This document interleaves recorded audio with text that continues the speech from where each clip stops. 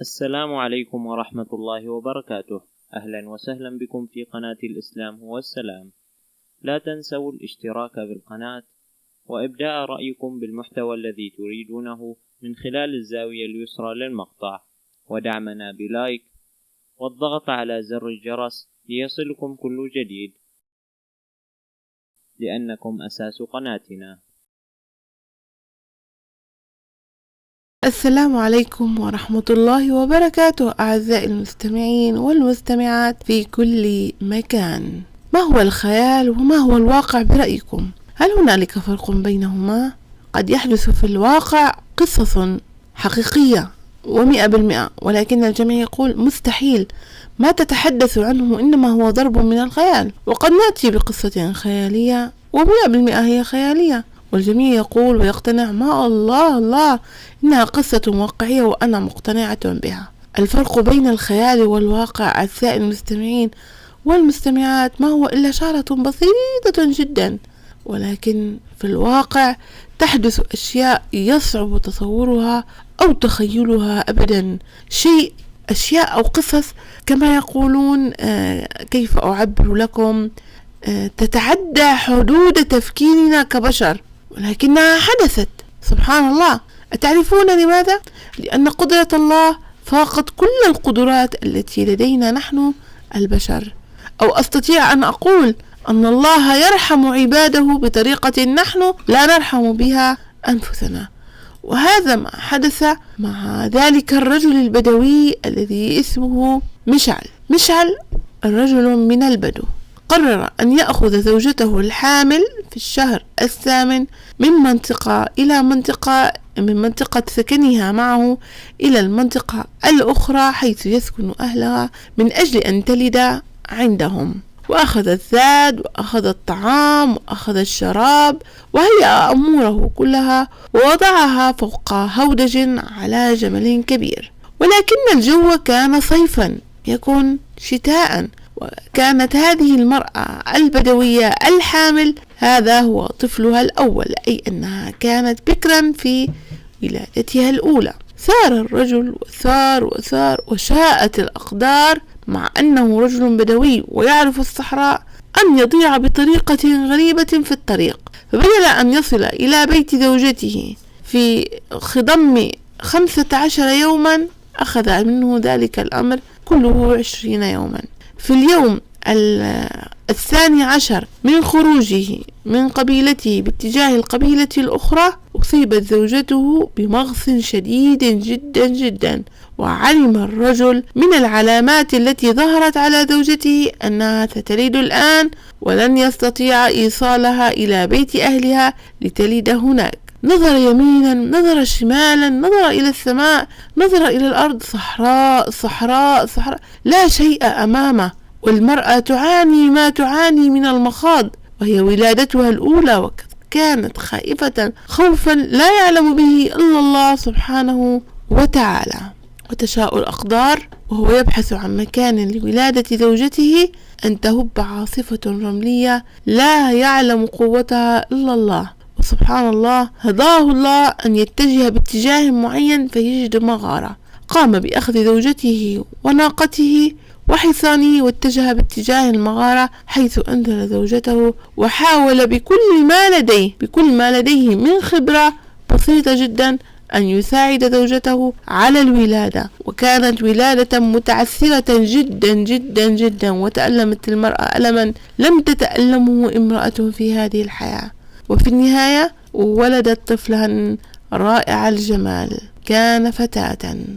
نظر الأب إلى طفلته وقد لفها بشماخه وبدأ يقبلها وهو سعيد بها، والأم احتضنتها وقبلتها، والعاصفة تشتد في الخارج، ولكن لم تنتبه الأم ولم ينتبه الأب إلى أن الأم المسكينة أصيبت بنزف شديد.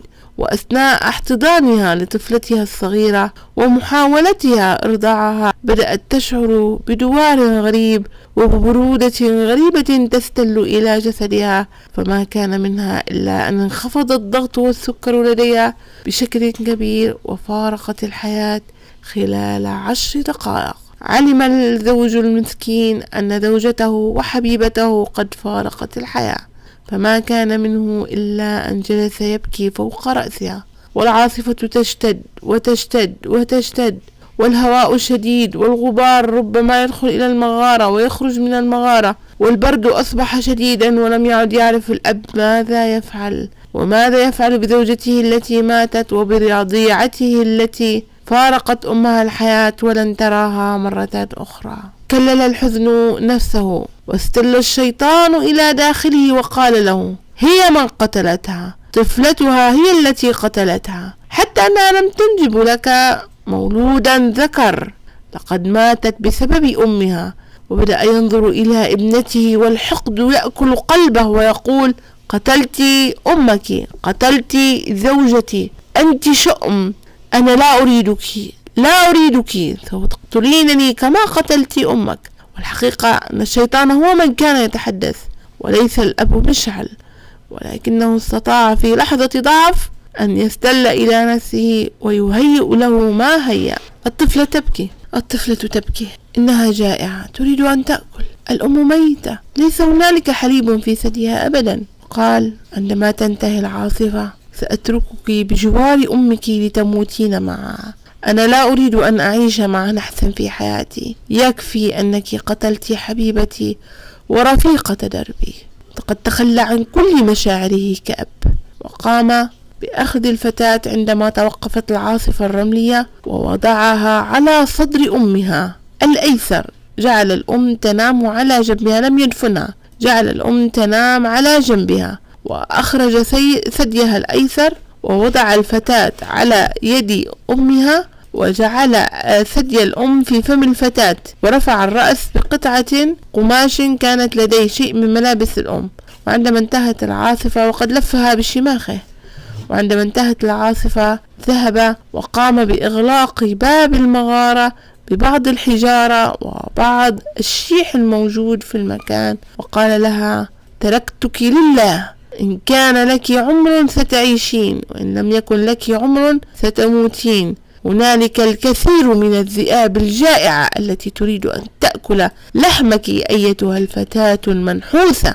وقام بالذهاب إلى قبيلته، وأرسل إلى قبيلة زوجته أنها ماتت أثناء الولادة، وأنه دفنها هي وطفلتها التي ماتت. وهي تمر الأيام، تمر الشهور، يكاد الوقت أن يصبح سنة وشهرا تقريبا أعزائي المستمعين والمستمعات، فإذا بقافلة من نفس القبيلة التي كان ذلك الرجل، من نفس قبيلة ذلك الرجل، أن تأتي وتقول: هنالك مغارة مسكونة، إن بها أرواحا شريرة تصرخ طوال الليل، أو نسمع منها صوتا جميلا كطفل صغير، أو نسمع منها ضحكات الأطفال. فقال لهم: عن أي مغارة تتحدثون؟ فقصوا عليه القصة، قالوا: مغارة كذا، وفي خارجها بعض الحجارة وبعض الشيح، ولم نجرؤ إلى الدخول إليها والنوم فيها ليلا لأن أصواتا غريبة تخرج منها. فقال الأب: وصفهم لتلك المغارة هو نفس المغارة التي دفنت فيها زوجتي مع ابنتي. وخاوره شك غريب وقال: هل يا ترى ابنتي تحولت إلى شبح؟ هل ما زالت على قيد الحياة؟ يقولون أنهم يسمعون ضحكاتها ومن تلك الأمور. لقد تركتها على ثدي أمها الميتة، لن تستطيع أن تعيش أكثر من يوم أو يومان، لا، قد لا تعيش لبضع ساعات. وضعتها في صحراء في حر بلا طعام أو ماء. بدأت الأفكار تأخذه وتأتي به يمينا ويسارا، ولم يعد يستطيع النوم أبدا أعزائي المستمعين والمستمعات. فما كان منه إلا أن شد الرحال واتجه بشكل مباشر نحو تلك المغارة، وجلس في الخارج وبدأ ينصت الصمت في كل مكان، وقال: أأدخل أم لا أدخل؟ أأدخل أم لا أدخل؟ فقرر أن لا يدخل، وأدار ظهره وأراد أن يسير باتجاه قبيلته، فإذا به يسمع ضحكة طفلة في غاية الروعة. لا يعرف ماذا حدث له، ولكن قلبه دق، وأصبح لديه مشاعر حب لم يكن يحس بها من قبل. أسمعه الله صوت ابنته، أسمعه الله صوت رضيعته، سمعه الله صوت الأبوة في أعماقه، فعاد كالمجنون وبدأ يأخذ الشيح ويرميه هنا وهناك، وأبعد قسما من الحجارة ودخل إلى المغارة، فإذا به يرى على تراب على الرمل الموجود في أرض المغارة آثار أقدام طفل صغير، أصابع صغيرة للقدمين ولليدين، فبدأ يتتبعها ودخل إلى عمق لا بأس به من المغارة حيث كان قد وضع زوجته، فإذا به يرى زوجته كما هي ميتة أعزائي المستمعين والمستمعات، هي لم تكن على قيد الحياة ولكن جسدها لم يحدث به أي شيء كما هي، لكن الجسد كاملا كان متحجرا إلا الطرف الأيسر من رأسها وقلبها وثديها كان طريا تماما وكأنها على قيد الحياة. الطرف الأيسر من الدماغ والكتف والوجه والقلب كانوا كما هم، يعني الأب مسك يد اليسرى للأم وكانت طرية ودافئة، والعين لم تكن تتحرك ولكنها تنظر برفق إلى ابنتها، كانت العين متفتحة، والدماغ كان دافئا على عكس الطرف الأيمن، وباقي الجسد فقد كان متحجرا تماما. والطفلة تحبو وتمشي بعض الشيء وتسقط وتعود إلى أمها كلما جاعت وترضع بثديها الذي لم يمته الله وإنما أبقاه حيا لتلك الطفلة. خر الأب ساجدا على الأرض يبكي بحرقة ويستغفر ربه ويقول: يا رب تبت إليك، يا رب اغفر لي، يا رب يا رب يا رب يا رب. لم يترك دعاء يحفظه إلا وقاله، ونظر إلى زوجته وإلى عينها الشبه مفتوحة وكأنه سمع من أعماق زوجته: أن خذ ابنتك، أن احمي ابنتك، ابنتك ليست شؤم، ابنتك ليست نحسا، لا تقتل ابنتك بيدك. وفعلا الطفلة بشكل شبه تلقائي بعد أن رضعت من أمها وهو ينظر إليها ماذا تفعل، كيف تحبو، كيف تصعد فوق جسد أمها، كيف تنزل، وعندما تعود إلى أمها وتنام في حضنها وترضع مرة أخرى بقدرة الله. أأنتم خلقتم أم الله؟ أأنتم ترزقون أم الله؟ أأنتم تعرفون فيما إذا كان هذا الشخص نحسا أم حظا أم الله؟ أأنتم من يتحكم بأقدار الناس أو بأرواحهم؟ ما بالكم كيف تفكرون؟ حبت الطفلة الصغيرة باتجاه والدها وكأنها علمت أنه أبوها، فأخذها بين يديه، قبلها، احتضنها، بكى على صدرها وقال لها: يا حبيبتي، يا ابنتي، أأنت تعيشين بعيدة عني لأكثر من 1 وشهر؟ أي عقاب سينزله الله بي، أي عقاب سينزله الله بي. واستغفر الله كثيرا، وفي غمرة سعادته أحس أن هذه الفتاة ستكون مصدر سعادة له وحظا في الدنيا لن يحصل عليه أب في هذه الحياة كلها. وقام بحفر حفرة ضمن تلك المغارة ودفن زوجته بها بشكل صحيح، وقرأ لها الفاتحة ودعا أن يرحمها الله وأن يغفر لها، وقام بأخذ تلك الفتاة الرضيعة معه إلى قبيلته وحدثهم بالقصة كاملة، وأنه فعل كذا وكذا وكذا بزوجته وابنته في لحظة ضعف، وأنه عندما سمع القصة منهم عاد إلى المغارة ليعلم أن ابنته ما زالت على قيد الحياة، وأن أمها حدث بها كذا وكذا وكذا، وأن هذه هي ابنته، وأنه استغفر الله كثيرا ولم يقف عند هذا الحد، وإنما عاد أيضا إلى أهل زوجته وقص عليهم القصة واعتذر منهم وجعلهم يمسكون بتلك الطفلة ويقبلونها، وقال لهم أنها من ريح ابنتكم، متى ما شئتم سأعطيكم إياها لتتمتعوا بتلك النفحات الإيمانية الرائعة التي منها الله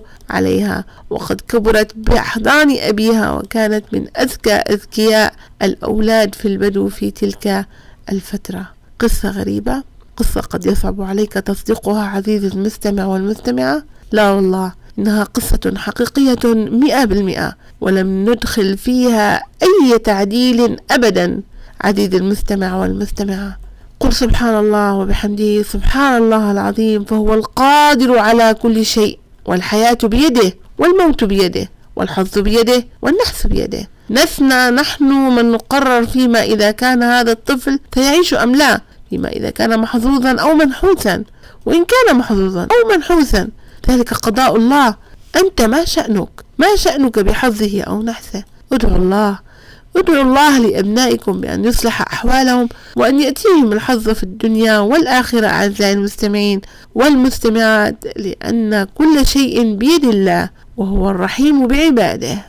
الكثير منكم سيقول أن القصة من ضرب الخيال، ولكني أقول لكم أنها حقيقية، فمن شاء أن يصدق فليصدق، ومن يشاء أن لا يصدق فأنا أحترم رأيه. في النهاية كل منكم له تفكيره وله مستواه، لكني كما أقول لكم إن الله قريب يجيب دعوة الداعي إذا دعاه، وبيده ملكوت كل شيء، بيده أن يحيي وبيده أن يميت، وبيده أن يقدر لكل إنسان كيف يبدأ حياته وكيف يعيشها وكيف ينتهي. سؤالي لكم أعزائي المستمعين والمستمعات، أحدث مع أحدكم قصة من هذا النوع؟ إذا حدث فأني أتمنى أن يشاركنا الرأي في التعليقات، فإن ذلك سيساعد الكثير على أن يتفهم أمورا دينية تفوق كما قلنا التفكير المعقول للبشر. وأتمنى من الجميع أن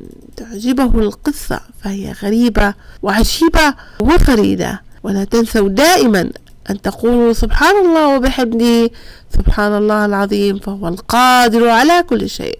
إن أعجبك المقطع لا تنسى الضغط على زر الإعجاب. إن لم تكن مشتركا في قناتي فإني أدعوك إلى الاشتراك، وإن كنت مشتركا فإني أنتظر تعليقك بفارغ الصبر، وأنا أحترم رأيك فيما إذا كان سلبيا أو إيجابيا، فأنا أحترم حرية الرأي كثيرا، وسوف أرد عليكم شخصيا أعزائي المستمعين والمستمعات. شكرا لحسن الإصغاء. سبحان الله. لا تنسوا الاشتراك بالقناة والضغط على زر الجرس الذي يظهر أمامكم في الشاشة ليصلكم كل جديد.